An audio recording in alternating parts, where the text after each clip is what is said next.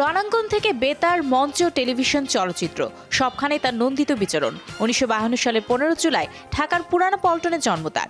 পুরো নাম আসাদুজ্জামান মোহাম্মদ রাইসুল ইসলাম। ১৯৭২ সালে প্রথম মঞ্চ নাটকে অভিনয় করেন। ১৯৭৩ সালে গঠন করেন ঢাকা থিয়েটার। সে বছরে মুক্তি পায় তার প্রথম চলচ্চিত্র আবার তোরা মানুষ হ। তার অভিনীত ঘুড্ডি, লালসালু, লালন কালের সীমানা জয় করেছে।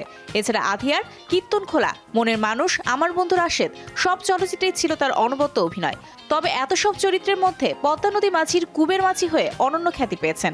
২০০৬ সালে খানি এবং ২০১৩ সালে মৃত্তিকা মায়া সিনেমার জন্য জাতীয় চলচ্চিত্র পুরস্কারে পুরস্কৃত হন। এছাড়া ৪৫তম জাতীয় চলচ্চিত্র পুরস্কারে আজীবন সম্মাননা লাভ করেন। ২০২১ সালে বাংলাদেশ সরকার তাকে দ্বিতীয় সর্বোচ্চ বেসামরিক সম্মাননা ২১ পদকে ভূষিত করে। আজ এই অভিনেতার জন্মদিন। শুভ জন্মদিন রাইসুল ইসলাম আসাদ।